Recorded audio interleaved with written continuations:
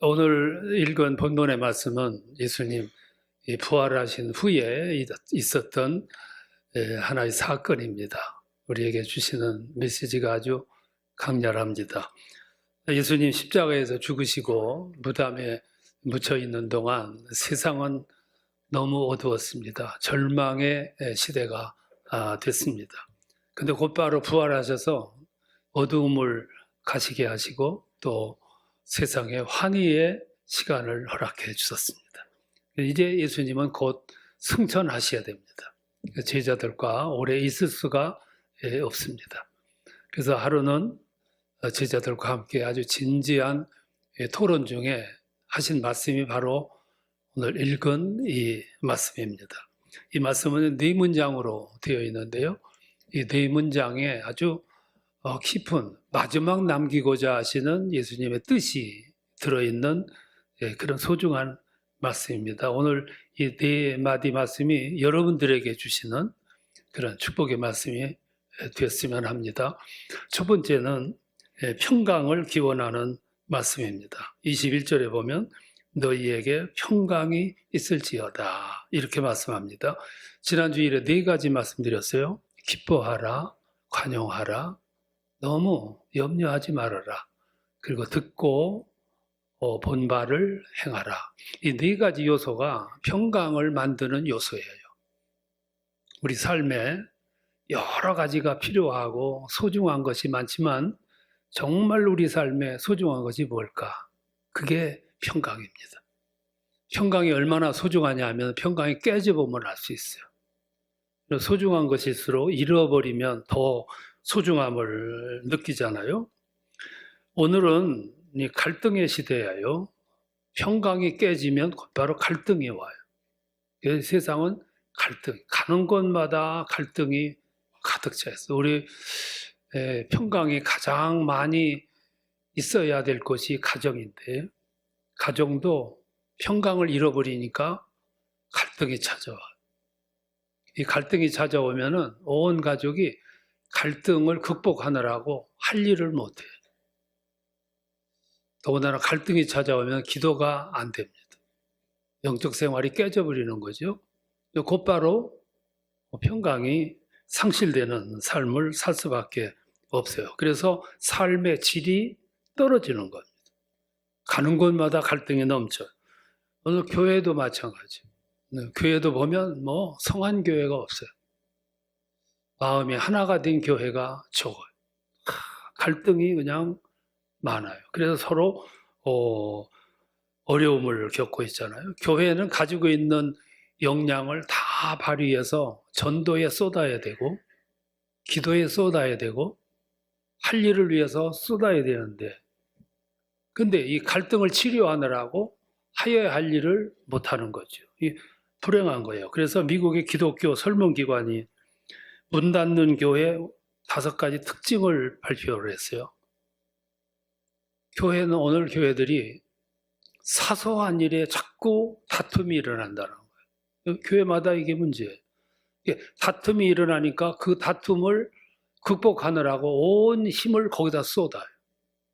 거기다 온 힘을 쏟아니까 전도하는 일이 포기돼 버려요. 그냥 교회가 퇴보하죠. 퇴보하면 모든 책임을 담임 목사한테 돌려요. 담임 목사가 견디다가 못해 가다 자리를 떠나. 그래서 자꾸 임지를 떠나는 거예요. 이게 이 5가지가 오늘 현대 교회들이 문 닫는 이유라는 거예요. 평강을 잃어버리면 이렇게 되는 거죠. 그래서 본문에서 너희에게 평강이 있을지어다. 우리 주님이 제자들에게 마지막 말씀하시면서 첫 번째로 평강을 논하셨어요. 두 번째는 파송입니다. 21절에 보면 아버지께서 나를 보내신 것 같이 예수님은 파송받아서 오셨거든. 예수님이 세상 오시기 전에는 어두움의 세상이었어. 자기 좋을 대로 움직이는 세상. 유대인들만 해도 율법에 그냥 몸을 매였어. 모든 유대인들이 신앙 중심이 하나님 신앙이 아니고 율법 지키는데 온 힘을 다 쏟았어. 그래서 양을, 죄 없는 양을 잡아 바치는데 그냥 뭐 온 힘써. 그러니까 신앙생활의 중심인 하나님이 비켜나고 율법이 중심이 되어버렸어요. 그게 그 시대에 일그러진 신앙의 모습이었습니다. 생명 없는 종교로 전락한 거죠. 그래서 하나님이 이 세상에 예수를 보냈어요. 예수님이 오셔서 이 세상에 오셔서 가장 먼저 하신 말씀이 천국의 복음을 전한 거예요.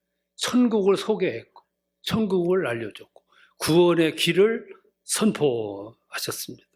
산상수훈하고 팔복을 가지고 천국의 윤리를 가르쳐줬어요. 지금까지는 나를 위해서 살았지만 이제부터는 너를 위해서 사는 법을 가르쳤어요. 여러분, 복음과 산상수훈과 팔복의 주제는 내가 아니고 너입니다. 어떻게 너를 섬길 거냐를 말씀하셨어요. 그리고 오늘 이 세상에 살아가는 나의 삶의 이유가 뭔지, 내가 무엇을 해야 하는지를 가르쳐 주셨어요. 이 가르쳐 주면 아는 거죠. 눈뜨게 되고 깨닫게 되고 밝히 분석을 할 수 있는 거죠. 이 안다는 것이 참 중요해요. 사도 바울은 예수를 알기 전에 굉장히 큰 오해를 했어요. 제자들이 다니며 전하는 예수의 십자가만 보면 구원받는다는 이 도리를, 더 나아가서 예수가 부활했다는 이 도리를 신뢰할 수가 없었어요. 사기라고 봤어요. 거짓이었고. 그래서 극심하게 핍박을 하잖아요. 다메섹 도상에서 그 부활하신 예수를 만나고 나서 비로소 그 예수가 하나님의 아들인 것을 깨닫게 돼. 지금까지 자기가 그토록 부정했던 것이 진리라는 것을 알게 돼. 얼마나 큰 충격이 있었겠어요. 그래서 갈라디아서 1장을 보면 아라비아 사막으로 들어가 3년 동안 집거를 하면서 자기 숙성의 시간을 가져. 자기를 정돈하고 지금까지 줄기차게 미친 듯 달려갔던 그 길이 잘못된 길이라는 걸 알고 수정하는데 3년 걸린 거예요. 그리고 하나님께서 그에게 기회를 주시잖아요. 그래서 천국, 낙원에 가서 그 영적인 세계를 체험하는 은혜도 그에게 부여하셨습니다. 찬란한 세계, 영적인 세계가 얼마나 찬란하겠어요? 그리고 와서 그가 내가 본 것, 내가 만난 예수, 내가 체험한 십자가와 부활을 전하는데 얼마나 열정적으로 합니까? 내가 봤으니까, 알았으니까, 체험했으니까 그거를 전하는 거예요.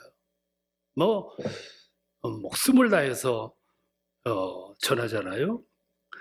여러분, 우리들이 예수를 알게 된 것이 최고의 복인데 우리가 이게 복인 줄을 잘 몰라요. 왜 모르냐면 너무 쉽게 예수를 알게 됐고 너무 쉽게 예수를 믿었어. 감격이 없어요. 감격. 이게 행인지 불행인지 모르겠어. 극적으로 예수를 믿었고 만났어야 되는데 너무 쉽게 만난 거예요. 예수님은 이 땅에 알려주시기 위해서 오셨어요. 그래서 세 번째는 재파송을 하십니다.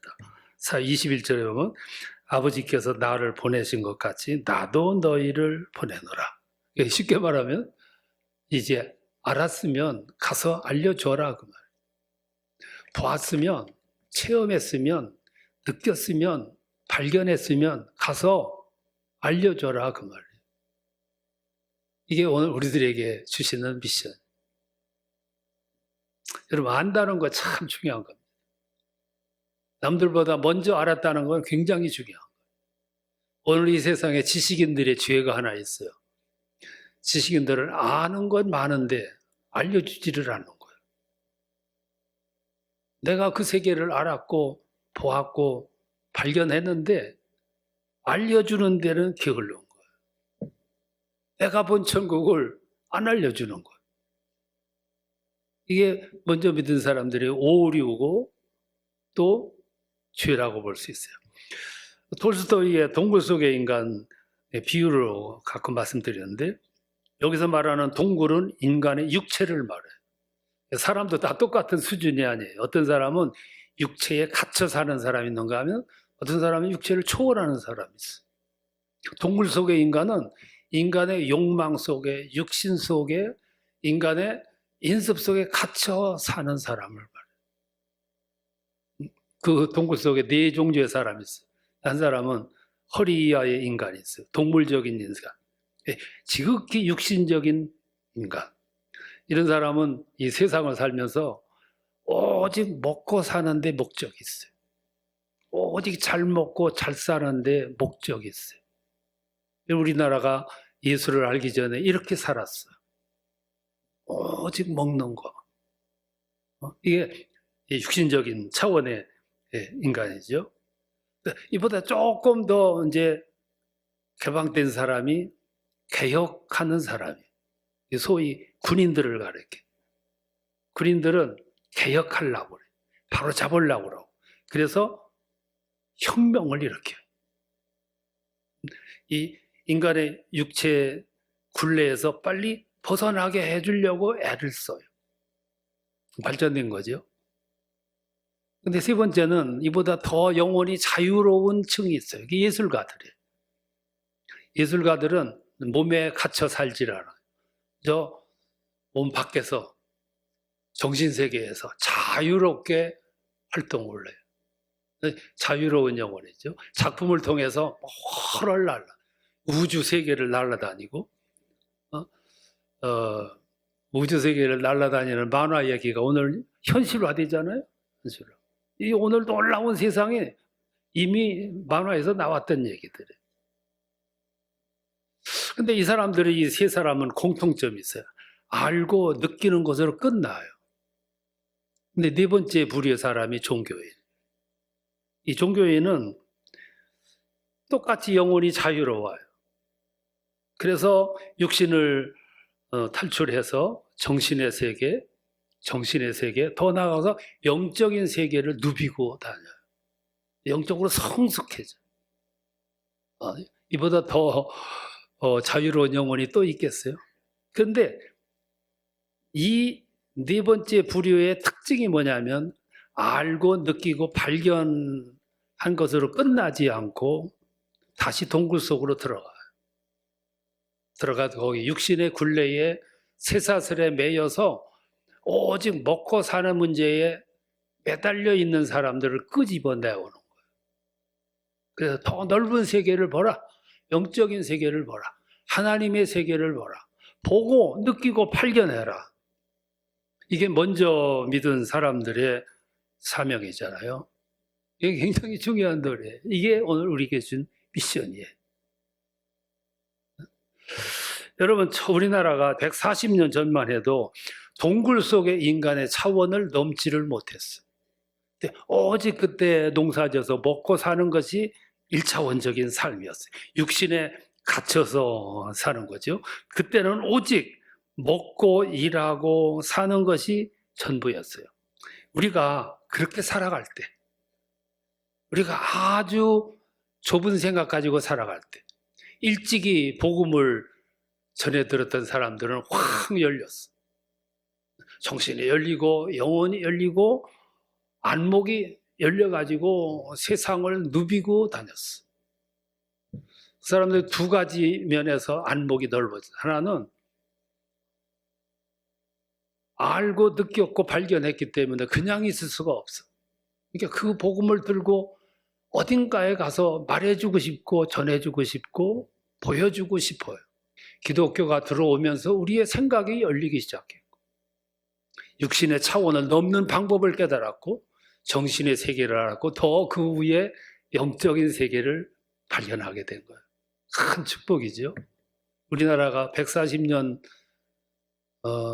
전에라도 복음이 들어왔던 거 이게 은혜 중에 은혜였어요.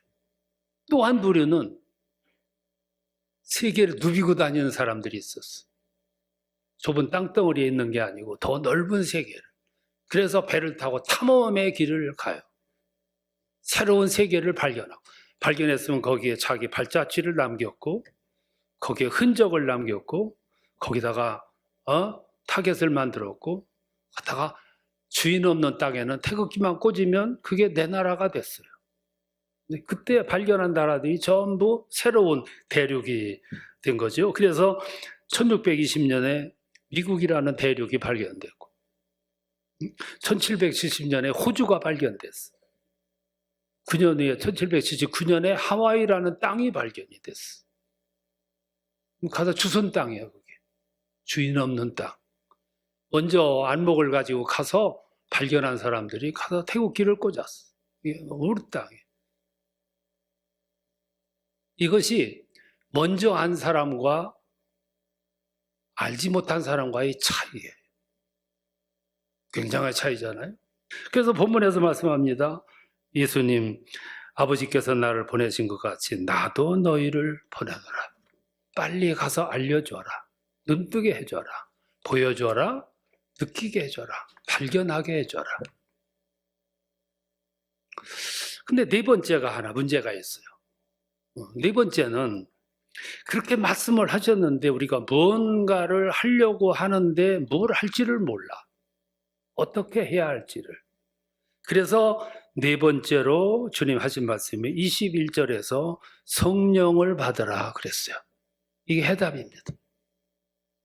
성령은 뭐 하시는 분이냐면은 알게 하시는 분이고 깨닫게 하시는 분이고 발견하게 하시는 분이고 후원하시는 분. 우리들이 뭔가를 깨닫고 뭔가를 하려고 하면 도우시는 성령이 있어요. 우리들이 중심을 세우고 뜻을 세우고 철학을 세우고 신조를 세워서 주님을 위해서 이렇게 해야지. 그러면 후원하시는 하나님. 그래서 신앙생활은 영적 생활이기 때문에 영적 생활은 영적인 후원이 필요한데 그래서 하나님이 이 세상에 성령을 보내신 것. 우리들이 뜻을 세우고 중심을 세우고 이제부터 하나님의 영광 돌리는 삶을 살아야 되겠다. 그러면 무한하게 후원하시는 성령.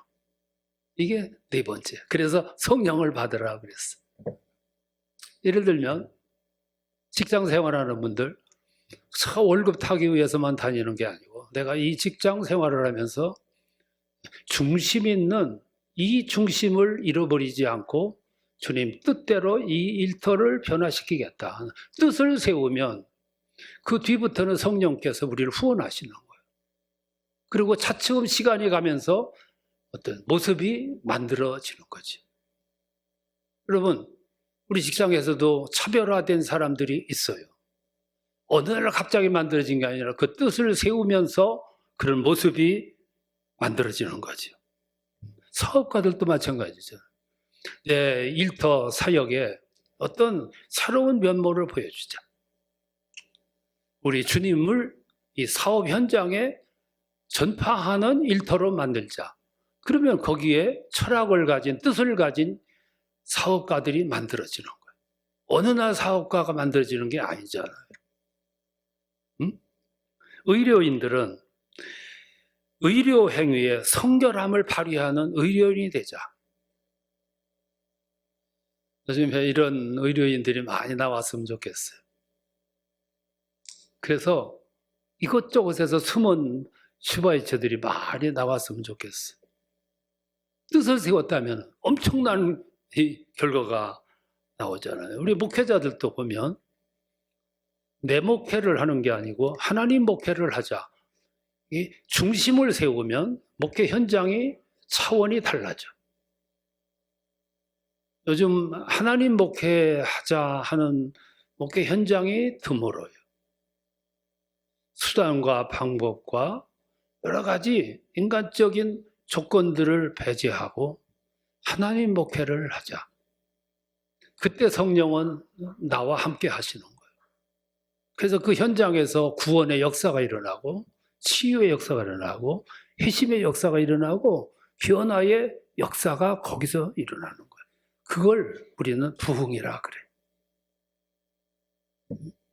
거기 중심이 만들어지면 후원자는 내가 아니고 주께서 하시는 거죠. 돈 많은 분들 할 일이 많잖아요. 근데 참 묘한 것은 돈 많은 분들은 할 일을 잘 안 해요. 안 할 일들만 자꾸 해. 그래서 타락이 만들어지고 부작용이 만들어지는 거죠. 하나님이 나에게 누구보다도 많은 물질을 주셨어. 너 혼자 잘 먹고 잘 살아라. 그래서 주신 거는 아니거든요. 함께 더불어 더 조금 고급스러운 뜻이 있다면 내가 하나님의 뜻을 위해서 사용할 거야. 그때부터 역사가 일어나는 거죠. 그때부터 함부로 사용을 하지 않게 돼요. 사용하는 하나님의 뜻에 가깝게 사용하는 걸 성경은 심는 거라 그랬어요. 여러분 심으면 반드시 거두게 돼 있어요. 거둘 적에는 만족스럽게 거두게 됐어요. 그게 성경의 약속입니다. 음식점을 하는 분들은 음식점을 해가지고 돈 벌려고 하면 안 된다는 걸 제가 누차에 말씀드렸죠. 내 이 음식점을 통해서 예배의 삶을 구현하자.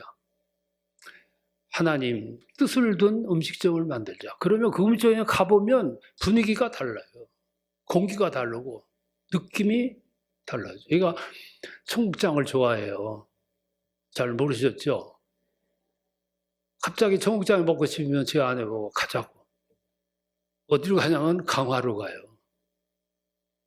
거기에 청국장집이 있어. 그 집에 가면 기분이 좋아. 기분이 좋은 이유가 몇 가지가 있는데 그 중에 하나가 맛이 좋아요. 음식점에서 맛이 좋다는 얘기는 공부를 많이 했다는 얘기예요. 노력을 많이 했다는 거. 두 번째, 2시에 문 닫아. 그러니까 2시 전에 사람들이 몰리려고 그냥 사람이 바글바글해. 그 2시에 문 닫는다는 얘기는 돈 벌기 위한 게 목적이 아니라는 얘기잖아요. 아, 멋있잖아? 팍 닫아. 오거나 말거나. 거기에 여러분 철학이 있잖아요. 그래서 먹고 올 때 이제 맛있으니까 이 음만 싸주세요. 그러면 안 싸줘요. 이걸 가지고 가는 동안에 맛이 변한다 이거야. 돈 버는 게 목적이 아니에요. 거기에 여러분 음식점에 대한 중심이 있잖아요. 대신 재료를 사가라고. 청국장 재료를 사가라고. 그렇게 해서 판매된 금액은 전액 교회 선교비로 들어가. 그리고 네 번째는 주일은 쉽니다. 과감하게 문 닫아버려. 그 음식을 먹고 이렇게 오는 동안에 참 기분이 좋아. 왜 좋으냐면 저 집은 예배의 삶을 저렇게 구현하는구나. 중심이 있고 뜻이 있고 거기 신앙 고백이 있잖아. 우리 집은 예수 믿는 집입니다. 말 한마디도 안 했는데 오는 사람마다 알아. 예수 믿으세요. 한마디도 안 했는데 그 말이 무언으로 전달이 되는 거야. 거기에 자기 중심이 있고 그 업종을 하게 되는 이유가 있고 거기에 여러분 철학이 있고 펄펄 풍겨나는 어떤 느낌이 있잖아요. 느낌이. 나가서 알려줘라, 전하라. 그러니까 그냥 하던 일 다 거두고 거기 가라. 그 얘기는 아니잖아요. 오늘 내가 있는 곳에서 얼마든지 가능. 내가 그 집을 다녀오면서 마음이 그렇게 행복했다면 저 위에서 그들의 삶의 모습을 이렇게 지켜보셨을 그분은 어떤 마음이었겠어요? 향후 그 집이 이렇게 가야 하는 그림이 그려지잖아? 나는 이것이 오늘을 살아가는 먼저 믿은 사람들, 먼저 눈을 뜬 사람들, 먼저 뭔가를 본 사람들, 뭔가 차원이 높은 저 세계를 봤던 사람이 구현하는 삶의 모습이 아닐까 싶어요. 그게 주님 말씀하십니다. 너희에게 평강이 있을지어다. 아버지께서 나를 보내신 것 같이 나도 너희를 보내노라. 이것이 여러분들의 스토리가 되고 여러분들의 이야기가 될 수 있기를 축원합니다. 여러분 가는 길에 따뜻한 하나님의 격려가 있을 줄로 믿습니다.